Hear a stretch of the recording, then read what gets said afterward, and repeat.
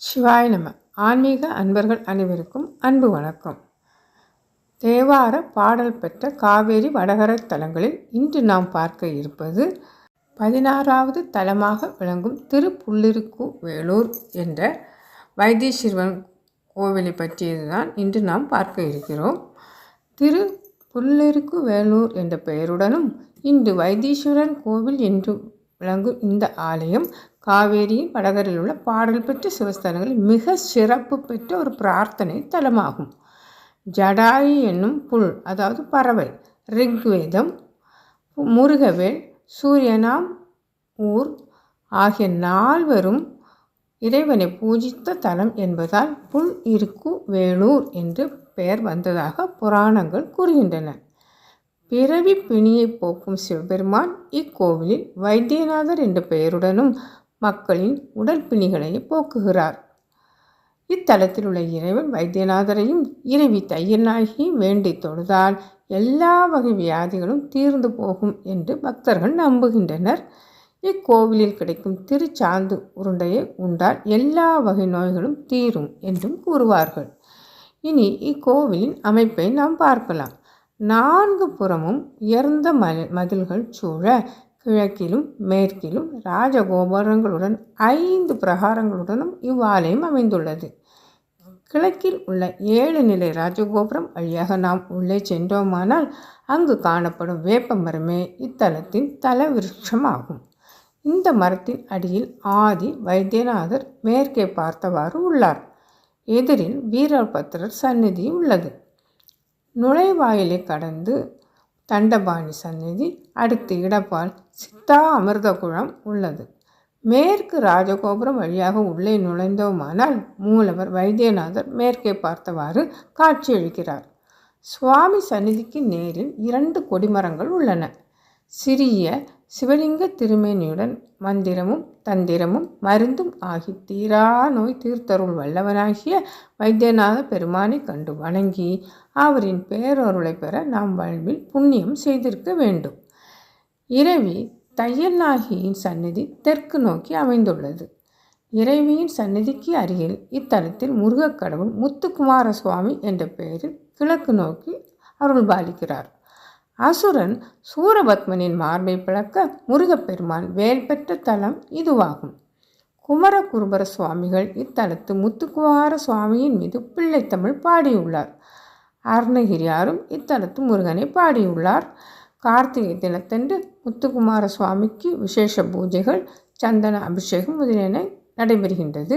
அர்த்த ஜாம பூஜையில் செல்வ முத்துக்குமார சுவாமிக்கு வழிபாடு நடந்த பிறகு சுவாமிக்கு வழிபாடு நடக்கின்றது.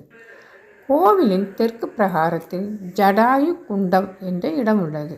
ஜடாயு ராவணனுடன் போர் புரிந்து மாண்ட ஊர் இது எனவும் அந்த ஜடாயுவிற்கு ராமனும் லக்ஷ்மணனும் இத்தலத்தில் தினச்சடங்குகளை செய்தனர் என்றும் புராணங்கள் கூறுகின்றன. இங்குள்ள ஜடாயு குண்டத்தில் என்றும் சாம்பல் இருந்து கொண்டே இருக்கும். இச்சாம்பலை நாம் இட்டுக்கொள்வதால் வியாதிகள் நீங்கும் என்பதும் ஐதீகம். வடக்கு பிரகாரத்தில் பத்ரகாளி அம்மன் சந்நிதி உள்ளது. வீரபத்ரர், அன்னபூரணி, தட்சிணாமூர்த்தி, கஜலட்சுமி, அஷ்டலட்சுமி, நடராஜர் மற்றும் துர்க்கை சன்னதிகளும் இவ்வாலயத்தில் உள்ளன. நடராஜ சபையில் சிவகாமியுடன் மாணிக்கவாசகரும் காரைக்கால் அம்மையாரும் உள்ளனர். ரிக் முதலிய 4 வேதங்கள், அமராவதி, கைலாசநாதர், மீனாட்சி சுந்தரேஸ்வரர், விஸ்வநாதர் முதலிய பெயர்களில் அமைந்துள்ள சிவலிங்க மூர்த்தங்களும் சகசிரலிங்கமும் வரிசையாக உள்ளன. ஜடாயு, வேதம், முருகன், சூரியன், அங்காரகன், பாரம்மா, ராமர், சரஸ்வதி, லக்ஷ்மி, துர்க்கை, பராசர முனிவர், துர்வாச முனிவர் ஆகியோர் இத்தலத்து இறைவனை வழிபட்டு பயன் அடைந்துள்ளார்கள். இத்தலம் நவகிரக ஸ்தலங்களில் அங்காரகனுக்கு, அதாவது செவ்வாய்க்கு உரிய தலமாகும். செவ்வாய் இத்தலத்தில் மூலவர் வைத்தியநாதரை வழிபட்டு தனக்கு ஏற்பட்ட வியாதியை நீங்க பெற்றார். இவருக்கு இத்தலத்தில் தனி சந்நிதி உள்ளது. செவ்வாய்க்கிழமைகளில் ஆட்டு வாகனத்தில் அங்காரக மூர்த்தி எழுந்தருள்வார். செவ்வாய் தோஷ பரிகார தலம் என்பதால் பக்தர்கள் பெருமளவில் இத்தலத்திற்கு வருகை புரிகின்றார்கள். இத்தலம் ஒரு கோளிலி தலம். இத்தலத்தில் நவகிரகங்களுக்கு வலிமை இல்லை. நவகிரகங்கள் மூலவர் வைத்தியநாத சுவாமி கருவறைக்கு பின்புறம் ஒரே வரிசையில் தங்களுக்குரிய வாகனம் ஆயுதம் இல்லாமல் நிற்கின்றனர். இத்தலத்தில் மூலவரை வணங்கினால் நவகிரக தோஷங்களில் இருந்து விடுபடலாம். தினந்தோறும் 6 கால பூஜை நடைபெறுகிறது.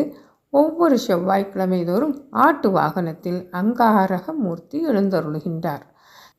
இத்தல இறைவனை சம்பந்தர் ஒரு பதிகமும் அப்பர் தனது 2 பதிகங்களிலும் பாடியுள்ளார்கள்.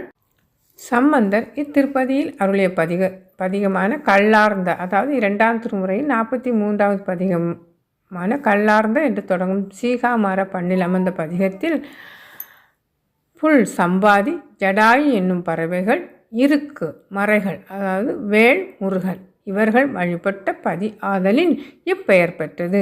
முதல் 10 பாடல்களிலும் இப்பறவைகள் ஆற்றிய இறை வழிபாட்டு சிறப்பும் ராவணனுடன் செய்த போர் சிறப்பு குறிக்கப்பட்டுள்ளன.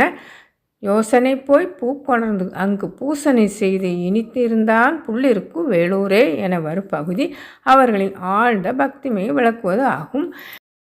இத்தல வரலாற்றையும் நாம் பார்க்கலாம்.